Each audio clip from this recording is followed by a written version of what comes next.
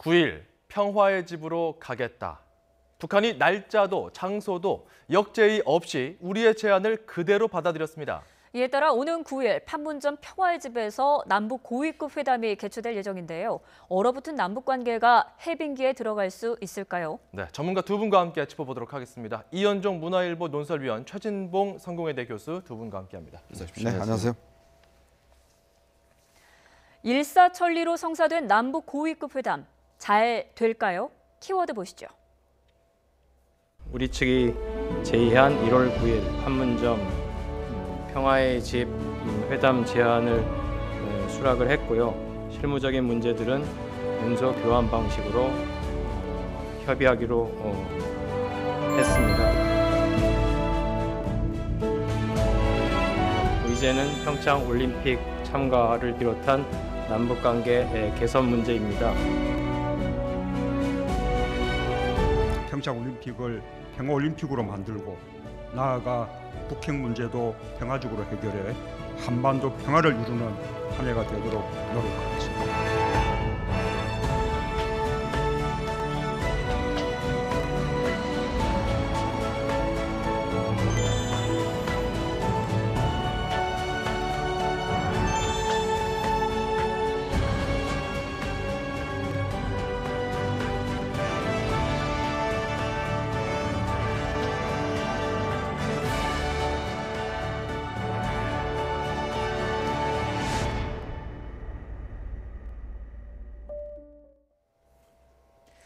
네, 회담이 일사천리로 성사가 됐는데 남북 고위급 회담 2년 만이지 않습니까? 네. 잘 될까요? 일단 뭐 지금 이렇게 저도 뭐 수차례 남북 회담을 지지해봤지만 사실 이렇게 북한이 바로 이렇게 날짜를 응한다든지 또 협상을 하겠다라고 한 것은 뭐 거의 제가 볼 때는 드물게 본 것 같아요. 예. 뭐 보통 한두 차례 정도 이제 밀당을 하다가 이제 협상이 이루어지는데 그만큼 북한이 지금 마음이 급하고 원하는 것이 있다라는 그런 관측일 겁니다. 네. 왜냐하면 사실은 이번 그 대화 같은 경우는 사실은 이제 지난 김정은의 신년사에서 본인이 직접 이야기를 한 것이기 때문에 사실 밑에서 뭐 이래라 저래라 할 수 있는 상황이 아니죠. 왜냐하면 1호 명령이기 때문에 그만큼 지켜야 되는 그런 차원이고 그래서 일단 북한도 적극적으로 나오는 것이고 특히 또 이제 평창 올림픽이 얼마 남지 않았지 않습니까? 이런 기회에 일단 북한에서 뭔가 이 평창 올림픽을 이용해서 뭔가 본인들이 목적하고자 하는 그런 목표가 있을 겁니다. 아마 그런 것들을 이뤄내기 위해서 좀 더 적극적으로 나오는 것이 아닌가 싶습니다. 일단 2년 만의 회담 어떤 의미가 있을까요? 일단은 꽉 막혀 있는 남북 관계를 풀 수 있는 계기가 됐다는데 큰 의의가 있다고 봅니다. 어떤 성과가 나올지는 물론 두고 봐야 됩니다. 지금 상황에서 뭐 낙관적으로 좋은 성과가 나올 거다라고 얘기할 수는 없는 상황이지만 그럼에도 불구하고 지금 한반도 문제가 꽁꽁 얼어붙어 있지 않습니까? 예. 그리고 또 남북 간의 긴장 관계가 계속 지속이 되면서 우리 경제에도 여러 가지 안 좋은 영향을 미치고 있고 국제사회의 압박도 지속적으로 이루어지고 있는 상황이기 때문에 이 막혀 있는 남북 간의 관계를 화해 무드로 바꿀 수 있는 하나의 중요한 계기가 된다는 점, 대화를 일단 시작하게 되면 대화를 통해서 뭔가 풀 수 있는 점이 또 있지 않겠습니까? 예. 그런 차원에서 본다고 하면 이 불안정한 한반도의 안보 문제 또는 어떤 긴장 관계가 풀릴 수 있는 계기가 됐다는 점이 가장 큰 의미가 있다고 보여집니다. 예. 네, 관련해서 오늘 백태현 통일부 대변인의 발표 내용 직접 먼저 들어보시죠. 오늘 10시 16분 북측은 우리 측의 회담과 관련한 전통문을 보내왔습니다. 북한의 조평통 위원장 리성권 명의로 해서 대한민국 통일부 장관 조명균 수신입니다. 의제는 평창 올림픽 참가를 비롯한 남북관계 개선 문제입니다. 그리고 1월 9일 판문점 평화의 집으로 나가겠다고 했고요. 회담 개최와 관련한 실무적 문제들은 문서 교환 방식으로 협의하면 될 것이라고 했습니다. 네, 그러니까 북한이 이렇게 밝힌 겁니다. 평창올림픽 참가를 비롯한 남북관계 개선 문제를 논의하겠다. 교수님, 그러니까 다른 현안도 다 논의를 하겠다 이런 말이잖아요. 그렇죠. 그러니까 일단은 평창 올림픽 참가가 첫째 의제지만 그것을 제한하지 않고 가능한 한 모든 의제들을 함께 얘기하겠다고 하는 건데 그건 결국 북한이 우리에게 뭔가 요구할 요구가 있다는 걸 의미하는 거 아니겠습니까? 그러니까 평창 올림픽 참가라고 하는 것이 가장 전면에 내세워진 이유긴 하지만 그것만으로 대화를 하겠다는 건 아닌 것 같고요. 예. 뭐 예를 들면 이런 게 있을 수 있겠죠. 한미 군사훈련을 중지를 요구한다거나 아니면 미국의 전략자산 전개를 좀 제한해달라고 요청을 한다거나 한다 이런 요구가 있을 가능성이 있습니다. 그래서 그런 이제 북한 입장에서 우리에게 요청하고 싶은 내용들을 분명히 얘기할 가능성이 있고요. 우리는 또 우리대로 북한에 얘기할 내용이 있지 않습니까? 우리는 어떤 걸 요구할 수 있을까요? 가장 중요한 거는 비핵화를 요구해야죠. 지금 북한이 제재를 풀고 싶은 욕구가 저는 있다고 봐요. 그러니까 지금 현재 국제적 압박과 제재에서 여러 가지 어려움에 봉착해 있는 북한이 그 문제를 뚫기 위해서는 결국 어떤 형태로는 제재를 풀려고 노력을 할 것이고 그것이 한반도의 평화 또는 남북 간의 관계 개선이라고 하는 것을 통해서 돌파구를 찾으려고 할 텐데 우리 정부는 분명하게 밝힐 겁니다. 비핵화가 전제되지 않는 이상 어떤 일도 일어날 수 없다라고 하는 점. 예. 그렇다고 하면 거기서 물론 충돌이 일어날 수는 있겠지만 대화를 통해서 어쨌든 서로가 조금씩 양보할 수 있는 부분이 있다고 하면 양보를 통해서 서로가 필요한 부분을 얻어낼 수 있는 그런 기회가 될 수도 있다는 점에서 그런 점에서는 의미가 있을 수도 있다 이렇게 보여집니다. 일단은 구실은 평창 올림픽이기 때문에 비핵화 논의가 나온다면 위원님 어느 정도 수준까지 비핵화 논의가 나올 수 있을까요? 글쎄요, 우리가 남북 간의 논의에서 비핵화 논의는 제가 볼 때는 큰 의미가 없다고 봅니다. 결국 북한이 이 논의를 난망하려고 하지 않을 겁니다. 특히 이제 이 비핵화 문제는 결국 미국하고 할 문제라고 생각할 것이고 그런 문제이기 때문에 우리가 비핵화를 요구를 하더라도 이 문제는 남측과는 이야기할 생각이 없다라고 이제 할 것이고 우리하고는 이제 뭐 순수한 적십자 차원의 문제라든지 뭐 어떤 남북 교류 문제라든지 또 우리의 뭐 대북 지원 문제라든지 이런 것들을 자꾸 요구할 가능성이 높아요. 그러니까 그렇기 때문에 사실 우리가 이번 협상을 임하면서 뭔가 이 테이블에서 문제를 해결하겠다고 한다면 제가 볼 때 이 협상이 그렇게 성공적이지는 못할 거 보입니다. 특히 이제 1차적으로 북한의 저는 반응이 중요하다고 봐요. 왜냐하면 북한이 과연 지금 그 평창 올림픽의 성공을 위해서 오는 것인지 아니면 정말 비핵화 문제를 논의할 그런 자세가 돼 있는 것인지 우리가 좀 이런 시험을 해봐야 된다고 보거든요. 그렇다고 한다면 북한의 노림수는 저는 분명하다 봅니다. 결국은 이제 대북 압박을 느슨하게 하고 한미 간의 어떤 정도의 좀 균열을 이루어서 본인들의 어떤 좀 시간을 벌겠다 뭐 그런 차원인 건 분명하지 않습니까? 그렇기 때문에 우리의 입장에서 봤을 때도 이런 북한의 어떤 논리에 말려 들어가서는 안 되죠. 그렇기 때문에 비핵화 문제 같은 경우는 이거는 사실 북미 간의 어떤 대화를 통해서 이루어져야 될 문제이기 때문에 우리가 이런 문제의 어떤 논의 자체를 어떻게 잘 이끌어가느냐. 결국 이제 아마 북한 입장에서 보면 좀 협상을 질질 끌다가 뭐 어떤 뭐 파기한다든지 또 뭐 냉각할 기회를 가진다든지 아마 이런 식으로 해서 여러 차례 어떤 굴곡이 있을 겁니다. 그 부분이 있기 때문에 제가 볼 때는 섣부른 기대는 좀 현재로서는 하기 힘들다라고 보여집니다. 예, 이렇게 의제가 확대된 만큼 첨예한 변수도 커진 것 같은데 우리 측에서는 일단 우리 측이 주최 측이니까 준비를 해야 될 게 굉장히 많을 것 같아요. 통일부는 엄청 바쁠 것 같은데요. 그렇죠. 지금 주말인데도 불구하고 연락망도 계속 유지를 하고요. 통일부 같은 경우에는 뭐 주말 휴일 없이 계속 근무를 하는 상황이고요. 지금 이제 평창 올림픽도 얼마 남지 않은 상태에서 어떻게 그러면 선수단을 꾸리고 어떻게 선수단이 우리나라에 와서 어디에 또 머무를 것이고 이런 것도 조율이 필요한 상황 아니겠습니까? 그리고 이제 다른 여러 가지 한반도 관련된 상황에 대해서 대화 테이블에 올라가게 되면 거기서 우리가 어떤 전략으로 대응할 건지 하는 부분도 중요하기 때문에 제가 볼 때는 아주 바쁘게 움직일 것 같고요. 왜 이제 비핵화 문제가 논의될 수밖에 없냐면 북한이 요구하는 요구들은요. 비핵화가 전제되지 않는 이상은 절대로 이루어질 수 없는 요구들이에요. 예를 들면 금강산 관광 개방을 다시 하자 이런 얘기를요 한다고 한들 우리가 그럼 비핵화가 전제되지 않은 상황에서 그 얘기가 이루어질 수 있겠습니까? 절대로 이루어질 수 없습니다. 그러니까 북한이 우리에게 요구하려고 하는 여러 가지 요구 사항들은 사실 어떤 형태로든 비핵화가 연관된 부분이 연계가 안 되면 우리가 해줄 수 있는 게 없어요 사실은.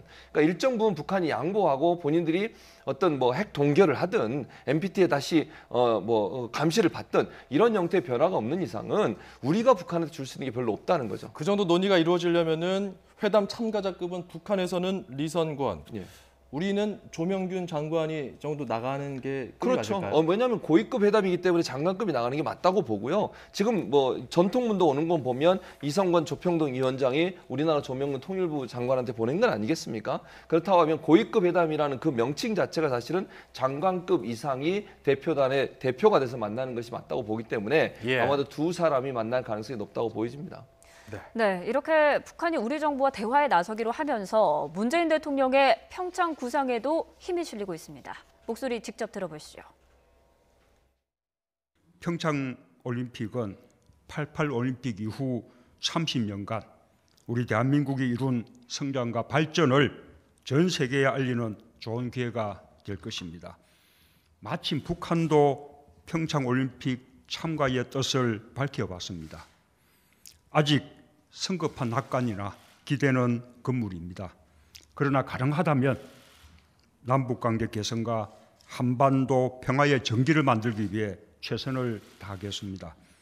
평창올림픽을 평화올림픽으로 만들고 나아가 북핵 문제도 평화적으로 해결해 한반도 평화를 이루는 한 해가 되도록 노력하겠습니다. 네, 실질적 성과를 이룰 수 있을지가 관건이 아니겠습니까? 그렇죠. 네. 우리는 어떤 전략을 갖고 나가야 할까요?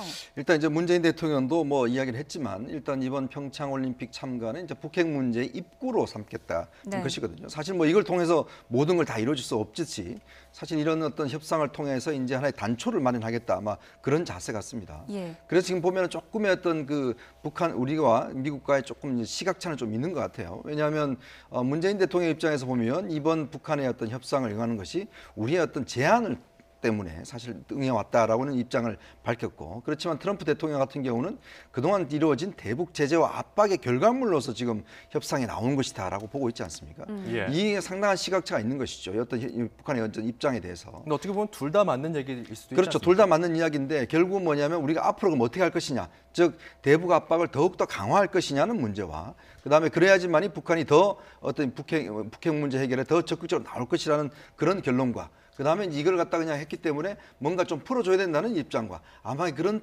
부분에서 한미 간에 상당한 이견차가 있을 가능성도 있습니다. 예. 그렇기 때문에 사실 우리가 여러 차례 남북 협상을 해왔지만 사실 뭐 북한이 미사일 한 방을 통해서 다 없었던 것으로 돌아간 사례가 많지 않습니까? 그렇기 예. 때문에 저는 이번 협상을 우리가 너무 성급하게 봐서도 안 된다. 그렇기 때문에 사실 이 문제는 한미 간의 어떤 공조를 통해서 차근차근 스텝을 밟아 나가야 된다. 오히려 급한 쪽은 북한이다. 예. 그렇기 때문에 우리가 충분히 북한의 어떤 페이스에 말리지 말고 북한은 우리 페이스로 끌어오는 그런 전략이 저는 필요하다 봅니다.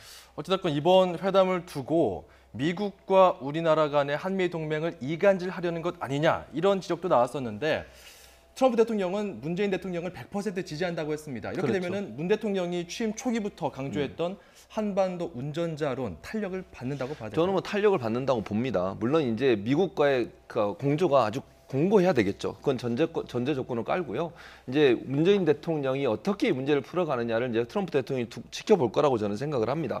그런 차원에서 본다면 일정 부분 우리 정부에게 역할을 할 수 있는 기회를 줬다고 저는 생각을 하고 문재인 대통령이 이 문제를 아까 지금 문재인 대통령 발언에도 우리가 봤지만 그냥 호락호락하게 넘어가지 않겠다고 분명히 선을 그었어요. 예. 성급한 어떤 판단을 하거나 아니면 성급하게 뭐 기대를 너무 크게 해가지고 그 기대 때문에 우리가 받아내야 될 걸 받아내지 않고 그냥 넘어가는 일은 없을 거라고 분명히 못을 박았기 때문에 저는 그게 한미 간의 공조가 튼튼하는 어떤 기준이라고 봅니다. 예. 그러니까 트럼프 대통령 입장에서도 문재인 대통령이 분명히 그 얘기를 했을 거예요. 이 모든 대화의 가장 종말은 결국은 비핵화를 이루는 것이고 어떤 형태로는 핵이 어떤 한반도의 평화적 장치를 마련할 수 있는 기회를 가지기 위해서 대화를 하는 것이라고 하는 걸 설득했다고 저는 보거든요. 예. 그런 차원에서 트럼프 대통령이 문재인 대통령의 주도적인 어떤 대화의 주도권을 인정한 것이고 아마 이제 이 대화를 통해서 어느 정도 우리나라가 한반도의 평화의 정착을 위해서 뭔가를 얻어내기만 한다고 하면 이제는 한반도의 주도권을 우리가 쥐고서 미국이 동의를 얻어가며 풀어나갈 수 있는 그런 기회를 가질 수 있을 것으로 기대가 됩니다. 네, 위원님은 어떻게 보세요? 미국도 남북 대화를 흔쾌히 지지하는 것이다. 이렇게 봐도 되는 겁니까? 근데 이제 오늘 그 어떤 트럼프 대통령과 문재인 대통령이 전화 통화를 했지 않습니까? 그 결과 발표를 좀 놓고 보면 양측의 미묘한 차이가 좀 나죠. 예. 우리 쪽 같은 경우는 이제 트럼프 대통령이 100% 지지를 했다. 이런 좀 긍정적인 측면들을 한 반면에 지금 미국 백악관 홈페이지에 올라와 있는 그 회담 결과를 보면 북한에 대한 최대한 압박을 지속하는 것, 그리고 과거와 같은 실수를 반복하지 말 것에 동의를 했다. 이 이야기가 있습니다. 그러니까 이건 뭐냐면 결국은 지금의 협상 자체가 북한의 최대한 압박에 대해서 한미 간에 합의를 했다는 것이거든요. 그 점을 이제 강조하고 있는 것이잖아요.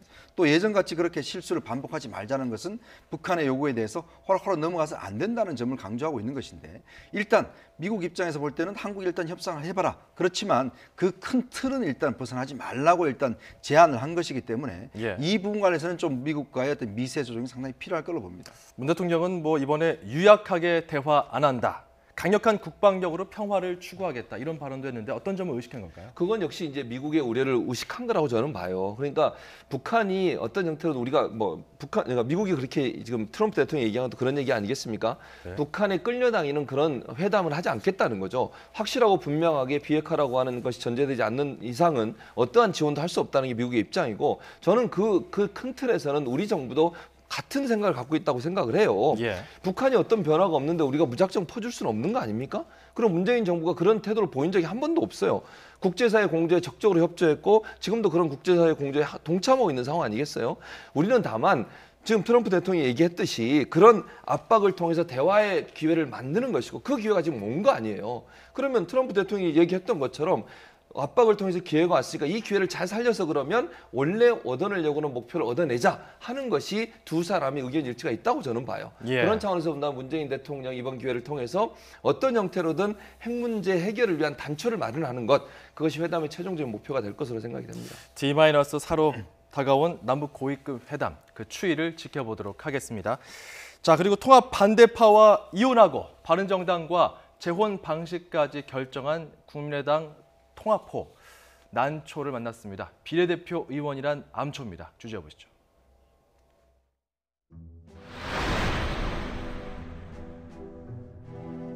저희는 그러니까 보수 야합으로부터 국민의당을 지키기 위해서 모였습니다.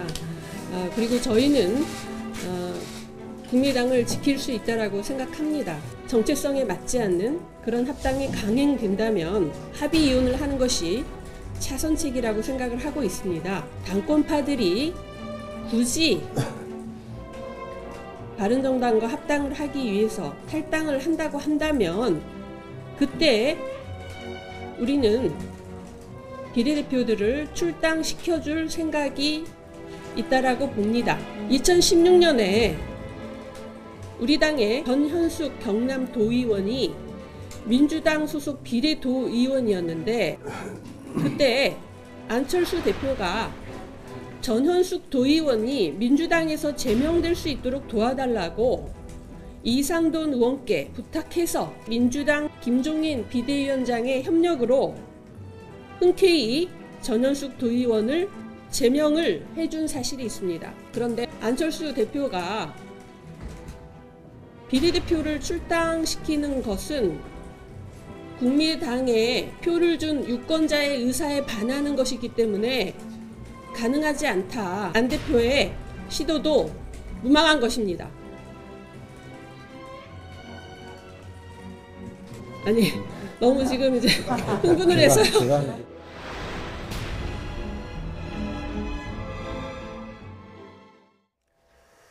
자, 지금 방금 보신 박주현 위원도 비례대표입니다.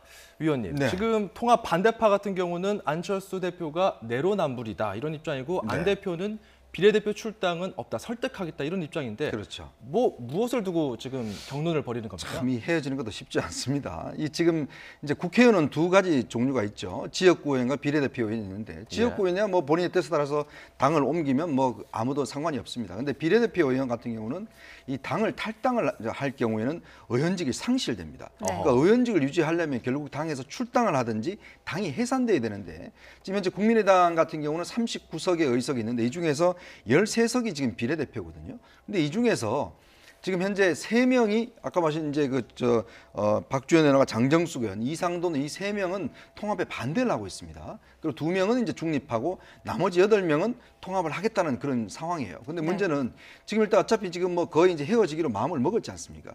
문제는 이제 이 원내 교섭단체를 어떻게 구성할 것이냐 이 문제가 있습니다. 네. 예를 들어서 지금 합당에 통합에 반대하는 그 호남교 의원 같은 경우는 이제 나왔을 때 원내 교섭단체를 구성을 해야 되는데 그러기 위해서는 비례대표 의석이 상당히 필요한 것이죠. 그쵸. 그래서 지금 안철수 대표한테 이왕 헤어질 거 빨리 비례대표원들을 출당을 좀 시켜서 우리도 좀 먹고 살자. 우리도 비례대표 좀 원내 교섭단체 하자. 이렇게 이야기를 하고 있지만 안철수 의원은 전혀 이것을 들어줄 생각이 없는 것 같습니다. 예. 네, 참 통합도 이혼도 쉽지 않은 것 같은데요. 안철수 대표는 비례대표 의원의 이런 제명 요구에 어떤 반응일까요? 한번 직접 들어보시죠. 비례대표 출당 관련해가지고 정확한 입장 다시 한번 좀 부탁드릴게요. 전 기본적으로 통합할 때 함께 가자는 입장입니다. 끝까지 설득하겠습니다. 출당은 안 된다는 입장이신 거예요? 저는 함께 가자고 말씀드리고 있습니다. 오늘 이상돈 의원님께서 이전에 전현숙 경남도 의원 비례 제명권 대표님께서 그때 부탁하셔서 본인이 김경수 의원 등에게 부탁했다. 그래서 제명했다. 이거 내로남불 지적을 하셨는데 이건 어떻게 보시나요? 저는 지금 함께 가자고 설득하고 있는 겁니다. 아무래도 의석수가 통합 이후 행보에 굉장히 중요하기 때문에 안철수 대표도 쉽게 양보는 안 할 것 같아요. 그렇죠. 아니 이게 이제 원내 교섭단체 문제부터가 문제가 되는 거 아니겠습니까? 예. 이제 만약 이혼하게 되면 양쪽 다 새로 신당을 차리겠다는 거 아니에요? 새로 신당을 차리는데 그 신당에서 의원 수가 몇 명이 되느냐에 따라서 원내 교섭단체가 구성이 될 수 있을지 없을지가 중요하고요. 또 중도에 있는 분들 같은 경우에는 미래에 새로 만들어진 신당이 원내 교섭단체로 자리 잡을 수 있을까 없을까가 본인이 갈까 말까를 결정하는데 중요한 역할을 할 수밖에 없는 겁니다. 예. 그러니까 결국은 예를 들면 박지원 전 대표가 주축이 되는 반대파들이 새로 신당을 만들었는데 거기가 20명 이상이 된다고 하면 중간에서 고민하신 분들 중에 반대하는 쪽으로 갈 가능성도 충분히 있잖아요. 그런데 만약에 비례대표원들 전부 다 못 가게 막아놓으면 20명이 안 될 가능성도 있지 않겠습니까? 예. 그랬을 경우에는 중간에 있는 분들이 마음이 이쪽으로 가기가 어려운 상황이 될 수밖에 없는 거죠. 그런 차원에서 본다면 서로 신경전을 벌이는 것은 원내 교섭단체 구축이라고 하는 그 목표를 달성해서 더 많은 사람을 자기 쪽으로 끌어오기 위한 수단인 것이고 그것 때문에 비례대표를 서로 끌어오려고 지금 싸우고 있는 건데 저는 좀 이해가 안 되는 것은 첫 번째 안철수 대표는 뭐라고 얘기했냐면 국민들이 당을 보고 찍어서 비례대표 된 거니까 나갈 수 없다 이렇게 얘기하고 있어요. 예. 그럼 또 반대로 이렇게 얘기할 수도 있는 거 아닙니까?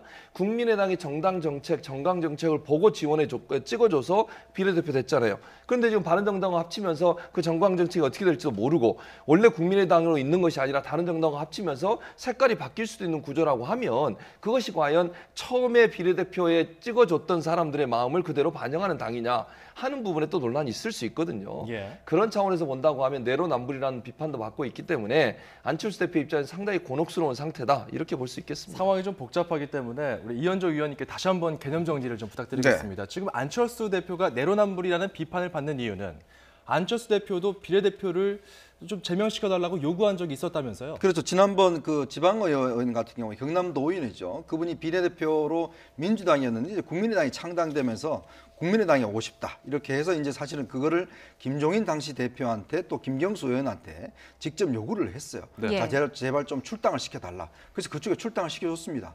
그래서 국민의당은 좀 왔거든요. 그렇기 때문에 아니 그때는 그렇게 부탁을 해서 왔는데 이번에도 마찬가지 상황 아니냐. 지금 헤어지는 마당에 지금 붙잡고 있을 이유가 뭐가 있느냐. 그래서 빨리 출당을 시켜달라 이렇게 요구를 하고 있는 것이거든요. 예. 결국 이게 이제 이혼할 때 위자료 문제와 똑같은 것이고 이제 또 이게 정치적으로 정당 보조금이 나오잖아요. 그러니까 예를 들어 당을 앞으로 운영하기 위해서는 의원 한 명이 있는 게 정당 보조금이 큰 차이가 있습니다. 또 원내 교섭단체가 되느냐 안 되느냐도 큰 차이가 있고 이건 뭐냐면 결국 앞으로 이제 두 당이 어떤 면에서 보면 경쟁을 해야 되거든요. 그러니까 호남계가 이루어진 신당과 또 이쪽에 합당된 당은 어떤 면에서 이제 제3야당과 제4야당을 중심으로 해서 두 야당이 경쟁을 해야 되는 것이기 때문에 그러기 위해서는 기본적으로 이제 돈도 필요할 것이고 예. 머리수도 필요하고 그렇죠. 이제 그런 차원에서는 이제 안철수 대표가 옛날 같은 그런 이제 입장이 아니죠. 이제는 뭔가 정말 내가 살기 위해서는 딴 사람을 죽여야 되는 이런 입장이니까 제가 볼 때는 뭐 결코 이 문제는 물러설 것 같지 않습니다. 지금 현재 자유한국당의 김연아 의원이 있잖아요. 근데 이분은 예. 원래 이제 바른정당 가려고 했는데 절대 안 내보내주잖아요. 예. 그런 것이 있기 때문에 실제 비례대표 제도가 지금 예전부터 이제 이게 출당 아니면 이게 의석이 없어지는 거기 때문에 이렇게 운영되다 보니까 또 이런 현상까지 낳고 있는 것 같습니다. 그렇군요. 예, 그런데 비례대표를 출당을 시켜주는 게 합의 이혼의 의례적인 관행인가요? 보통 그런 경우는 아주 특이한 경우고요. 보통 예. 경우는 이제 그냥 본인이 그냥 탈당을 해버리는 수가 있죠. 그러면 이제 의석을 예를 들어서 그 당에서 승계를 받아버리니까. 예. 근데 그런 면에서 이게 참 정치적으로 보면 원래 국민들이 뽑아준 거는 비례대표라는 큰 틀을 뽑아준 거거든요. 그 당에 의해서. 근데 만약에 그 당이 예를 들어서 해산대회를 할 때는 물론 이제 유지가 되는 거지만 지금 이 같은 경우는 안철수 대표 입장에서 보면 다른 정당과 합당하는 거기 때문에 또 명분도 없고 예. 또 이쪽 분들 같은 경우는 아무래도 지금의 기존에 있는 것을 유지하려고 하니까 일단 의석수를 유지해달라 이런 차원이기 때문에 양측이 다 어떤 면에서 명분과 실리는 상당히 엇갈리고 있는 것 같습니다. 어쨌건 이 통합 물결 속에서 구심점은 안철수 대표가 되는 것 같은데요. 안철수 대표의 정체성을 두고 국민의당 반대파 그리고 바른정당의 신경전이 맞붙고 있습니다. 들어보시죠. 정체성이 다른 세력끼리 인위적으로 합쳐놓는다고 해서 그것이 과학적 결합을 할 확률은 제로라고 생각합니다. 원래 안철수 대표의 정체성이 유승민 대표와 같았는데 그동안 본인의 본질을 드러내지 않고 마치 개혁적인 정체성을 가졌던 것처럼 위장했던 것 아닌가 하는 의심을 지울 수 없습니다. 확연히 달라졌죠. 박지원 대표하고 싸우는 거 보세요. 뭐 거침없이 그냥 들이받잖아요. 과거에는 박지원 의원이 안철수 상황이다. 그런데 지금은 서로 저 같은 당 맞냐 싶을 정도로 그전에는 좀 휘둘리는 정치, 상황이 있는 정치를 했다면 이제 자기 색깔을 제대로 찾고 있다. 저는 사실 박지원 의원 좋아합니다. 저는 박지원 의원이 열심히 통합을 주도했으면 하태경이 박지원의 아들이 될 수 있었는데 그 기회를 우리 박지원 의원이 놓치신 것 같아서 안타깝지만 네. 어쨌든 안철수 대표는 요즘 바른정당에서 인기 캡입니다. 네, 박지원 의원이 하태경 의원을 아들로 삼을지는 또 물어봐야 될 것 같은데요. 어찌됐건 안철수 대표가 굉장히 달라졌다는 것에 대해서는 양측 다 동의를 하는 것 같은데 그렇죠.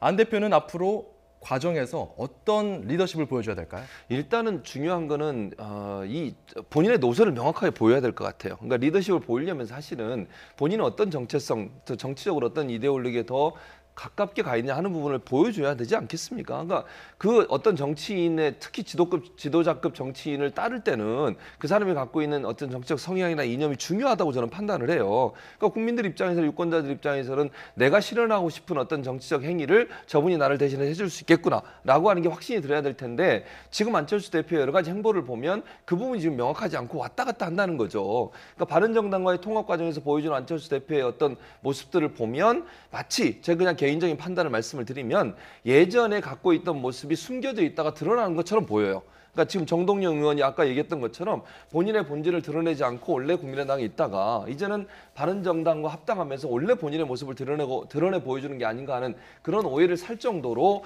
본인의 어떤 정체성이 왔다 갔다 했다라고 하는 문제 때문에 사실 국민들이 상당히 불안해하고 있다고 저는 보고요. 이번에 합당도 그것 때문에 본인의 어떤 뭐랄까요 소신 때문에 합당하는 것이 아니라 정치적 이익과 정치적 어떤 미래에 대한 어떤 좋은 어떤 방향을 찾기 위한 하나의 수단으로 합당을 활용하고 있는 게 아닌가 하는 비판을 받고 있는 이유라고 생각이 됩니다. 예. 네, 또 통합의 가장 큰 문제점이 이 정체성 통합이잖아요. 그렇죠. 가능할 걸로 보십니까? 근데 아마 지금 사실은 이제 안철수 대표가 처음에 본인이 정치를 하면서 내세웠던 여러 가지 입장들과 지금의 어떤 또 바른정당과의 어떤 하는 입장이 좀 달라진 건 뭐 사실인 것 같거든요. 본인이 사실은 이제 정계 대표가 되면서 극중주의를 표방을 했지 않습니까? 근데 이 극중주의가 어떤 것인지는 아직까지 구체적으로 국민들 뇌 속에 없는 것 같아요. 그래서 지금 가장 큰 문제는 일단 햇볕 정책을 놓고, 즉 그동안 어떤 면에서 보면 국민의당의 대북 정책의 핵심이었던 햇볕 정책을 놓고 이걸 과연 이건 바른정당 유승민 대표는 이건 정체성과 맞지 않다 우리하고, 사실은 지난번 대선 토론 때도 이 두 사람이 이 문제 가지고 상당히 그 경론을 벌였지 않습니까? 이제 그렇다면 국민들의 입장에서 뭐가 우리의 어떤 모습인지는 좀 보여주고, 그렇게 해서 우리가 이런 당을 만들려고 한다 이렇게 좀 설득을 해 가야 되는데 지금 상황은 보면 머리수 싸움밖에 안 되는 것 같아요. 즉 몇 명을 뽑아오고 몇 명이 나가고 뭐 이런 싸움으로 돼 있지. 지금 안철수 대표가 주장한 또 이승민 대표가 주장하는 것들이 사실은 어떤 면에서 보면 국민들 앞에 무슨 상품인지, 이게 뭐 이 제품이 무슨 제품인지도 모르고 그냥 이 대충의 어떤 포장만 보이고 있는 것 같거든요. 또 하나의 걸림돌은 지금 문제는 또 바른정당 내부 사정이 이렇게 녹록지가 않습니다. 네. 지금 보면은 이것도 정체성과 관련된 문제인데 만약에 두 당이 합당할 경우에 우리는 보수 쪽이다. 그래서 우리는 그냥 자유한국당에 가겠다. 이런 또 의원들이 지금 나타나고 있어요. 그렇다고 한다면 이 정체성과 둘러싼 논쟁 때문에 이 통합 자체가 어떤 면에서 보면 굉장히 처음 시작보다는 아주 소규모로 될 수 있는 가능성도 저는 배제할 수 없다고 봅니다. 안철수 대표가 과거에 김한길 의원과도 공동대표를 지낸 적이 있고요. 유승민 대표와 앞으로 어떻게 합을 맞춰갈 것인가도 상당히 좀 주목이 되는데 어떤 합을 보여줄까요? 저는 처음에는 물론 합당하는 과정에 있어서는 합을 보여주는 모습을 보일지 모르지만 제가 볼 때는 앞으로 계속 충돌이 될 거라고 저는 생각을 합니다. 두 분 다 목표는 분명하지 않습니까? 저는 그렇게 봅니다. 차기 대권에 대해서 생각을 갖고 있는 분들이고 정치적으로 중요한 어떤 위치에 있는 분들인데 저분들 중에 누가 그러면 통합된 신당의 주도권을 지느냐가 중요하게 될 수밖에 없는 상황이에요. 또 본인들이 직접 나설 것이냐 아니면 모두 다 의사소통을 대표를 할 거냐 하는 부분도 안철수 대표는 이선을 타겠다고 명확하게 밝혔지만 유승민 대표는 아직 그렇게 밝히지 않은 상태입니다. 예. 그런 상태라고 하면 누가 그럼 통합신당이 주도권을 쥐고 가느냐 문제 때문에 또 분란이 될 수 있고요. 정체성 문제는 이건 정말 수면 아래 가려앉아 있지만요. 언제든지 튀어나올 수 있는 아주 위험한 어떤 폭탄과 같은 존재라고 저는 봐요. 두 신당에게 있어서는. 특히 지금 예전에 며칠 전만 해도요. 잘 보세요. 유승민 대표가 무슨 얘기했습니까? 통합은 보수를 전제로 해서 간다고 분명히 얘기했어요. 왜 그런 얘기를 던졌겠습니까? 이건 절대로 양보할 수 없다고 하는 거예요. 예. 그런데 안철수 대표는 거기에 거의 본인의 생각을 얘기하기보다는 동의해 준 듯한 그런 뉘앙스를 보이면서 그냥 끌려가는 모습을 보이고 있다는 거죠. 그만큼 안철수 대표가 훨씬 더 저자세로 통합에 임하고 있는 것이고요. 유승민 대표 입장에서는 보수의 어떤 개혁 보수라고 하는 이미지를 버리지 않겠다고 하는 건 명확하기 때문에 거기서 통합 이후에 충돌은 충분히 일어날 가능성이 있다고 봅니다. 저는. 알겠습니다. 네, 어쨌든 통합도 이혼도 참 쉽지 않은 것 같은데 국민의당이 이 난제를 어떻게 헤쳐나갈지 지켜봐야 될 것 같습니다. 네.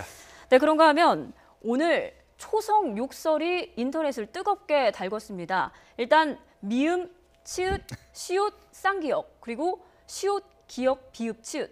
자, 이게 도대체 어떤 의미입니까? 저도 하루 종일 이게 뭔지 맞춰보려고 하다가 근데 사실 이제 김종석 의원이라고 지금 이제 자유한국당의 비례대표원이 있습니다. 예. 얘도 연구원장을 했던 분인데 이제 홍익대 교수 출신이에요. 근데 이분이 지난해 그 연말에 임시국회 때 근데 전기안전법과 관련해서 이제 이 관련된 분들이 이제 서민들이 이 법 자체를 너무 이제 확대하면 참 힘들다. 그래서 이 개정안을 좀 통과시켜 달라. 이런 요구들을 이제 이 휴대폰에 그러니까 스마트폰으로 이게 문자 메시지를 많이 날렸던 모양이에요. 예. 그러다 보니까 이제 이거를 대응하는 차원에서 김종석 의원이 이렇게 이제 처음에 이제 미음, 치읓, 시읒, 기역 이거는 뭐 상상을 하시겠죠. 그러니까 뭐 욕설 그렇죠. 뭐 보이는데요. 욕설 상상하시는데 그 다음에 또 이제 한 게 이제 시읒, 기역, 비읍, 치읓인데 이걸 또 도대체 무슨 이야기를 한 건가 이제 아무리 맞춰봐도 무슨 이야기인지 모르겠다 이런 것인데 이제 한편에서는 거의 똑같은 욕설과 같은 것일 텐데 문제는 좀 잘못 친 게 아니냐 뭐 오탄한 이런 것이다. 의견도 있습니다. 이거 어떻게 봐야 될지 참 궁금한데 이분은 이렇게 해석했습니다. 정두원 전 의원이 라디오에서 이런 발언을 했는데요. 함께 한번 해석 들어보시죠. 정두원 전 의원님, 시읒, 기역, 예, 비읍, 예, 치읓. 예. 이거 무슨 뜻 같으세요? 저도 뭐 고민해봤는데 도저히 답이 안 나오는데 그거 고민할 필요 없어요. 왜요? 왜냐하면 음주 카톡을 한 거거든요. 그러니까 이제 앞에 네 자는 이제 제대로 카톡을 음주를 했는데 잠깐만 미음, 치읓, 시읒, 쌍기역 이렇게 해서 지금 김종석 의원이 이게 시민들한테 이렇게 댓글을 보냈다는 거예요. 예, 예. 그거에 뭐 이제 미친 뭐. 아유 말하시면 안 되고요. 그거 안 되고요. 그렇지만 예. 뒤에는 이제 그것도 지금 뭔지 아무도 몰라요. 비슷하게 하려고 그랬는데 예. 잘못 친 거죠. 오타입니까? 음주 때문에? 예, 예. 음주 문자예요? 네, 그렇게밖에 안 보여요. 그거 갖고 고민하면 되겠어요? 이런 해석이 나왔는데 시읒, 기역, 비읍, 치읓. 우리 최진봉 교수님은 어떻게 해석하실까요? 저는 그러니까 일단은 전제를 한 말씀을 드리고 싶은 것은 김종석 의원이 분명히 그렇게 본인이 뭐라고 해명을 했냐면 그냥 자기는 아무 뜻 없이 했다라고 얘기했어요. 그걸 그대로 받아들입니다. 저는. 다만 제가 개인적으로 그냥 저 치읓이 오자라고 상상을 하고서 한번 해석을 해보면 예. 시건방진? 그 정도가 되지 않았을까? 뭐 제 생각입니다. 이거는. 제가 김종석 의원은 그렇게 얘기한 적이 없어요. 분명히 또 나중에 오해하시면 안 됩니다. 김종석 의원은 그렇게 얘기하신 적이 없고요. 의미가 없는 문자라고 의미 없는 했어요. 문자라고 얘기했고 만약 이걸 해석을 해본다면 혹시나 지읒을 치읒으로 잘못 치지 않았을까라는 생각을 개인적으로 그냥 해봤습니다. 뭐 이분이 상도 받은 분이라면서요. 그래서 선풀상을 받았다고 그러는데 저렇게 하셨는데 선풀상을 받은 건 좀 이해는 안 되네요. 아무리 욱해도 그렇지 본인이 선풀상을 받았다고 하면 조심해야 되는 거 아닙니까? 그 예. 상의 명예를 지키기 위해서라도 아무리 욱해도 또 사실은 그 국민들이 보낸 문자를 보면요. 그렇게 무슨 욕설이 있는 거 아니에요. 본회의에 참석해달라. 정중하게 요청하는 요구거든요. 물론 여러 개를 보냈다는 게 불만일 수는 있지만 국민들이 요즘은 이제 뭐 인터넷이나 아니면 문자를 통해서 국회의원들한테 적극적으로 자기 의사를 밝히는 거 아니겠습니까? 거기에 무슨 욕설이나 그 사람의 명예를 훼손하는 그런 말을 쓰면 저는 비판받아 마땅하다고 보지만 정당한 요구를 문자를 통해서 보내는 것까지도 이게 기분 나빠가지고 선풀상까지 받은 분이 저렇게 욕설에 가까운 글을 올린다고 하는 것은 상당히 좀 부적절한 태도였다라고 보여집니다. 착한 답글이죠. 선풀. 예, 그렇죠. 네, 차라리 기분이 나쁘면 답을 안 하면 되는데 논란이 더 커지고 있는 것 같아요. 오늘 여기에 대해서 입장문을 밝히기도 했죠. 그렇죠. 사실 이제 국회의원들이 뭐 여러 가지 문자를 많이 받습니다. 예를 들어서 지난번 같은 경우 문자 폭탄이라고 그래서 사실 이제 욕설에 비슷한 것도 많이 받고 하는데 어차피 뭐 국회의원이기 때문에 좀 감수해야 될 측면도 좀 있는 것 같아요.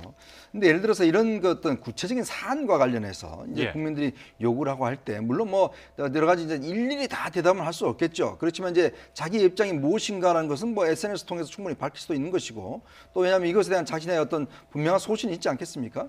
근데 문제는 이런 식으로 이제 또 그 물론 뭐 본인이 아마 어떤 상황에서 날린지는 모르겠어요. 이런 문자를 뭐 상당히 이제 좀 기분이 격앙되다든지 욱했다든지 뭐 이런 상황에 제가 볼 때는 한 것 같아요. 그렇지만 이분은 다 유권자가 국민의 한 분 아니겠습니까? 그렇기 때문에 이런 문자는 제가 볼 때는 빨리 사과하고 잘못됐다 하는 것이 도리지 이거 자꾸 이렇게 뭐 회피한다든지 뭐 이유를 붙인다 이건 제가 볼 때 올바른 태도는 아닌 것 같습니다. 예. 자, 우리 최진봉 교수님보다는 이현종 위원님이 아무래도 조금 더 품격 있는 보수에 가까우신 분이기 때문에 이런 논란이 되는 것, 보수하면 사실 중요한 핵심 가치 중에 하나가 품격 아니겠습니까? 이것 때문에도 논란이 되는 것 같아요.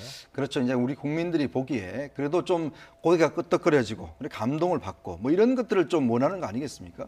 근데 최근에 이제 자유한국당이 보여주고 있는 여러 가지 이제 아마 행태와 관련돼서 이제 또 김종석 의원의 이런 말 자체도 보면 좀 문제가 되는 것 같아요. 최근에 보면 뭐 여러 가지 참 안 좋은 눈살 찌푸릴 만한 그런 일들이 굉장히 또 자유한국당 내에서 많이 벌어지지 않습니까? 제가 볼 때 뭐 최근에 또 홍준표 대표와 유해 전 최고위원 간의 논쟁이라든지 또 뭐 여러 가지 또 오늘 김성태 원내대표가 제천에 가서 여러 가지 이야기를 하고 있는데 뭐 또 국민들이 한마디 하니까 저 사람 특정 정당 지지자예요. 뭐 이런 식으로 또 그냥 뭉친다든지 이런 태도를 보면 국민의 목소리를 고개 끄덕거려주고 그 말이 뭐 자기들 욕하는 것이라도 그렇게 할 수 있는 게 사실은 인내심을 갖고 하는 게 제가 볼 때는 이기는 것이거든요.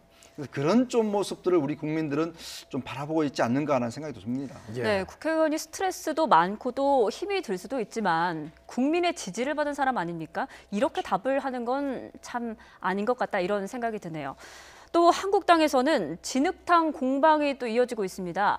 류여해 전 최고위원과 홍준표 대표가 네가 내 손을 잡았네, 내가 네 손을 잡았네 이런 공방이 벌어지고 있는데 이게 무슨 일입니까? 그러니까 이제 서로 손을 먼저 잡았다고 얘기를 하는 겁니다. 홍준표 대표는 뭐라고 얘기하냐면 유해 전 최고위원 손을 먼저 잡았다고 얘기를 하고 지금 있고 화면에 나오고 있네요. 예, 지금 화면에 나오고 있고 또 유해 전 최고위원은 뭐라고 그랬냐면 홍준표 대표가 손을 잡아서 본인이 좀 당황스러운 모습까지 보였다 이렇게 얘기를 하고 있어요. 저 하나가 때문에 서로가 서로에게 지금 비난하는 그런 진흙탕 싸움을 보이고 있는 거 아닙니까? 그러니까 물론 누가 먼저 손을 잡았는지 모르겠어요. 서로가 무경이 다르니까. 지금 화면에서도 명확하게 바로 이 앞장면이 안 나오기 때문에 그러니까요. 저희도 지금 이 장면만 보고 생각을 할 수밖에 없죠. 그러니까요. 그런데 이제 저 손 잡은 게 유해 최고위원은 의미는 그거 아니겠습니까? 본인의 의사와 관계없이 갑자기 손을 잡아서 당황했고 그것이 어찌 보면 뭐 그렇게까지 표현할 수 없겠지만 여성에 대한 어떤 일정한 비하의 표현이 있지 않겠나 하는 그런 의도로 얘기를 하신 것 같고 홍준표 대표는 그게 아니라 먼저 유해 전 최고위원 손을 잡아서 어쩔 수 없이 손을 잡은 거다라고 주장을 하고 있어서 진실은 모르겠어요. 누가 어떻게 했는지. 그러나 제가 얘기하고 싶은 것은 저런 문제를 가지고 서로 공방을 치르는 것이 국민들 볼 때 얼마나 답답하겠습니까? 그 자유한국당 제1야당의 대표라는 분 또 최고위원까지 지냈던 분들이 서로 마음에 안 든다는 이유 하나만으로 저걸 가지고 저렇게 쟁점화하고 저걸 가지고 국민들에게 저런 얘기를 가지고 서로 공격하는 모습은요. 정말 좀 수준이 낮다 이렇게 생각할 수밖에 없을 것 같아요. 이 공방이 오가기 시작한 게 홍준표 대표가 한 종편 프로그램에 참석을 해서 류해 전 최고위원이 먼저 내 손을 잡았다. 그렇기 때문에 자기는 뭐 할 수 없었다. 이런 쪽으로 얘기했기 때문에 거기에 대한 반박이 나온 거거든요. 그렇죠. 원래는 이제 그 사회자 질문자가 아니 두 분 그래 손도 잡고 하던데 친하지 않냐 이렇게 이제 이야기를 물어보니까 홍준표 대표가 아니 나는 안 잡았고 먼저 잡았다 이렇게 하니까 유해 전 최고위원이 그걸 보고 SNS에다가 무슨 소리냐 홍준표 대표가 내 손을 잡아서 내가 상당히 당황스러웠다 이렇게 해서 지금 논쟁이 시작되는 거 아니겠습니까? 저게 경산 전당대회 그렇죠. 7.3 전당대회 때 이제 사실은 그때 보면 그때는 유해 전 최고위원은 사실 뭐 친홍계 쪽으로 분류가 돼서 그거 덕을 많이 봤죠. 사실 그래서 이제 그 최고위원 선거에서 2등을 했지 않습니까? 자기도 사실 그 선거에서 상당히 그렇게 홍준표 대표가 가까이 있음으로 해서 덕을 본 거예요. 그런데 문제는 지금 이제 제명을 당하고 나니까 이 문제에 대해서 홍준표 대표한테 이제 여러 가지 지금 뭐 성희롱을 당했다 뭐 이런 식으로 이야기를 하는 것이잖아요. 저는 그런 면에서 보면 물론 정치의 세계에서 여러 가지 좀 이게 논란이 있을 수 있습니다만은 지금에 벌이고 있는 논쟁은 이거는 사실 정치인 것도 아니고 굉장히 참 국민들 입장에서 볼 때는 짜증만 나는 논쟁이 아닌가 싶습니다. 네, 정말 이런 진흙탕 공방 언제까지 이어질지 답답하기만 한데 류여해 전 최고위원이 당 윤리위원회에 재심을 해달라고 청구했잖아요. 그랬죠. 이거 결말 어떻게 날까요? 제가 볼 때는 바뀌지 않을 것 같습니다. 그러니까 현재 그 제명을 당한 상태지 않습니까? 이걸 원래는 처음에는 재심도 청구 안 하겠다고 그랬어요, 본인이. 그러다가 이제 뭐 마음이 바뀌어서 재심을 청구를 했는데, 제가 볼 때는 재심을 청구했다 하더라도 뭐 윤리위원회 결정이나 아니면 최고위원회 결정이 뒤바뀔 가능성은 저는 낮다고 보여지고요. 예. 그걸 뒤집는 것도 웃기는 거죠, 사실은. 그러면 지난번에 판결 자체가 잘못됐다는 걸 시인하는 꼴 아니겠습니까? 그런 차원에서 본다고 하면 유해 최고원이 아무리 이걸 뭐 재심을 청구했다 하더라도 재심이 받아들여져서 최고위원의 직책을 다시 복귀하는 일은 없을 것으로 생각이 됩니다. 예, 지금 뭐 김종석 의원도 그렇고 류여해 전 최고위원과 홍준표 대표의 이런 공방까지 사실 지방선거를 앞두고서는 자유한국당에 썩 좋은 이슈는 아닌 것 같은데, 앞으로 남은 기간에 지방선거를 준비하는 자유한국당의 태도는 어떻게 바뀌어야 될까요? 저는 좀 선을 굵게 가져가라고 이렇게 이야기를 하고 싶어요. 왜냐하면 지금 사실은 최근에 우리가 앞에서 이야기했지만 안보 문제와 관련해서 남북 간의 관계라든지 이런 문제와 관련해서 사실 정부 여당을 견제할 수 있는 일이 많거든요. 이것도 바로잡아줄 게 사실 야당의 역할입니다. 과연 이 협상이 제대로 진행이 될 것인지 이런 것들, 그리고 또 정부 여당이 좀 오버하는 건 없는지, 이걸 야당이 사실은 크게 이제 견제를 해줘야 되거든요.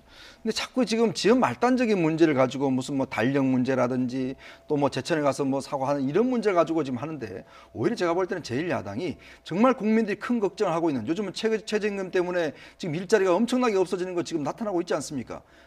그런 문제라든지 정말 우리의 국민들이 먹고 사는 문제, 또 안보의 문제, 이런 큰 굵직한 문제들을 정말 자유한국당이 제1야당으로서 문제제기를 하고 정부에 대해 견제를 하면 저는 국민들의 박수 칠 거로 봐요. 그렇지만 자꾸 이렇게 지연 말단적인 문제, 이런 좀 어떤 면에서 참 눈살 찌푸리는 문제, 이런 문제를 가지고 한다면 국민들 입장에서는 그렇게 좋게 보이진 않죠. 그래서 저는 좀 이 홍준표 대표나 좀 제1야당의 지도부들이 이제 좀 큼직한 문제에 대해서 좀 국민들의 목소리를 좀 정부 여당이 좀 전달해 줬으면 하는 바람입니다. 네, 오늘 이야기 여기까지 듣겠습니다. 지금까지 이현종 문화일보 논설위원, 최진봉 성공회대 교수 두 분과 함께했습니다. 오늘 말씀 고맙습니다.